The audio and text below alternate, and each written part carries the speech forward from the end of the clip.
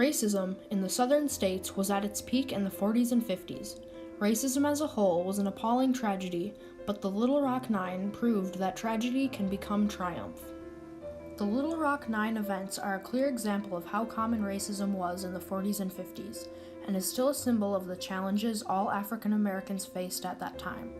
This story shows how much a small group of people can change our world as we know it. In 1865, President Abraham Lincoln signed the 13th Amendment, ending slavery. However, many southern states implemented what was referred to as black codes. These codes were a legal way to put black citizens into indentured servitude, take away voting rights, controlled where they live, how far they could travel, and to seize their children for labor purposes. Some of these codes became known as the Jim Crow laws. These were state and local statutes, mostly implemented in the South, that legalized racial segregation from the end of the Civil War to 1968 during the Civil Rights Movement. Through the centuries, black people have been fighting for the opportunity to be equal. Slowly but surely, change began to happen with the beginning of the Civil Rights Movement. In 1948, President Harry Truman desegregated the armed services. In 1954, Brown versus the Board of Education ends public school segregation, but it doesn't happen overnight. In 1957, Martin Luther King Jr. is coordinating nonviolent protests against discrimination and segregation. Also in 1957, at a time where everything was segregated from building entrances to drinking fountains, 9 brave students decided to accept the invitation to attend Little Rock Central High, an all-white high school in Little Rock, Arkansas.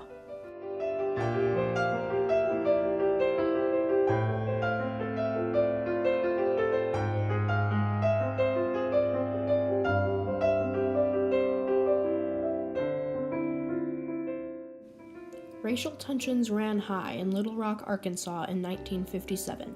Most public establishments were still segregated, even though laws regarding segregation and discrimination had been passed by state and federal courts. When the U.S. Supreme Court ruled in favor of Brown during Brown versus the Board of Education in 1954, they ruled in favor of desegregating all public schools throughout the nation. This began the journey of the 9 African American students in Little Rock, Arkansas, looking for a better education.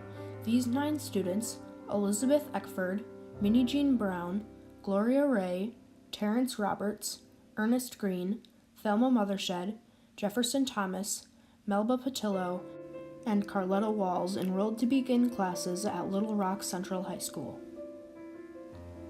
The president of the NAACP, National Association for the Advancement of Colored People, Daisy Bates, helped the students enroll.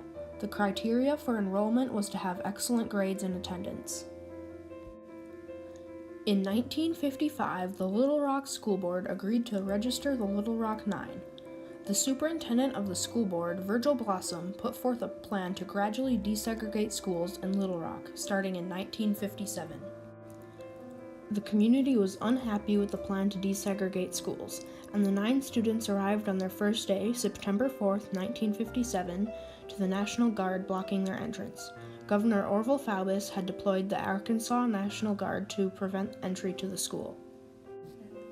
Besides the National Guard, there were throngs of infuriated community members, many of which adamantly disagreed with integration.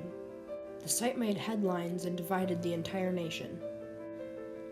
Melba Patillo Beals describes her experience upon arriving to school on September 4th and trying to make her way through the angry crowds.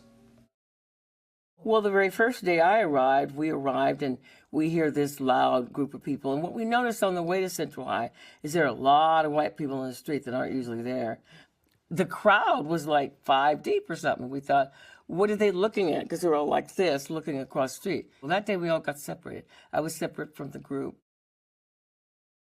And then we realized, wait a minute. Because this guy said, we don't have to go across the street to Hagen. We got us right here. And he's looking at my mother and me, you know. And we turn around, and my mother was petite, shorter than me even then. And she had on her heels, and we started running as fast as we could, she in her heels. And at one point, she stepped out of them. And at one point, she stopped just a moment and handed me the car keys. And I said, I'm not leaving you. And she said, you got to go. You got to go. You're faster than I am. Go. And I said, no, ma'am. No, ma'am. And she slapped me the only time in her life she ever slapped me. She said, you go. You go now. You saved your life. I've worked hard. You go. Despite all of the resistance, hatred, and anger, the Little Rock Nine persevered. The Little Rock School District voiced their disagreement with the governor's actions, and Little Rock's mayor, Woodrow Wilson Mann, asked President Dwight D. Eisenhower to send federal troops to protect the Little Rock Nine and help enforce integration. On September 27, 1957, President Eisenhower sent 1,000 men of the United States Army to carry out the law. The Supreme Court of the United States had said, "The entire strength of the nation may be used to enforce, in any part of the land, the security of all rights entrusted by the Constitution." And that included my rights and the rights of 8 other Negro Americans who wanted to go to Central High School in Little Rock, Arkansas. This is Central High School, Little Rock, Arkansas. Troops, which for nearly 3 weeks lined the sidewalk here in front of the high school, under orders to keep the colored students out, have been replaced now. And their orders to comply with the law, which means let the Negro students in if they come in. So on September 25th, 1957, backed by the orders of the President, troops from the 101st Airborne Division of the U.S. Army, along with Arkansas National Guard, now under federal control, escorted the Little Rock Nine into Little Rock Central High School.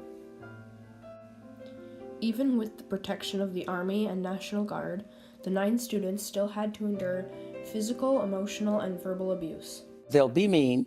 They'll call me names because they do that in any new school. They won't like my blouse. They won't like my hair. But did you expect, I mean, No. the threats on your Adults? life, there were ropes people were holding, weapons, No. calling you the N-word. It was beyond People bullying. shooting through my living room window. People throwing acid in my eyes. People throwing lit paper over the bathroom stall. After about a day and a half there, I thought, aha, integration is a much, much bigger word than I thought. They moved closer and closer. Somebody started yelling. I tried to see a friendly face somewhere in the crowd, someone who maybe could help. I looked into the face of an old woman, and it seemed a kind face. But when I looked at her again, she spat on me. Elizabeth Eckford, Little Rock, Arkansas, September 1957. Even through the relentless and heartless harassment from classmates and community members, the Little Rock Nine continued to be successful in their educations. 8 out of 9 graduated from higher education after high school, and all 9 of them went on to be successful members of society. The 9 students may or may not have realized that by voluntarily enrolling at Little Rock Central High, they were not only moving forward with their own educations, but helping to improve the lives and educations of future generations to come. Because of their courage, President Bill Clinton presented the 9 with the Congressional Gold Medal in 1999. This highest of awards recognizes the recipient's strength and determination and recognizes outstanding service to this country. There is also a memorial to the Little Rock Nine outside of the Arkansas Capitol building. The bronze statue features the 9 students as well as quotes from each of them.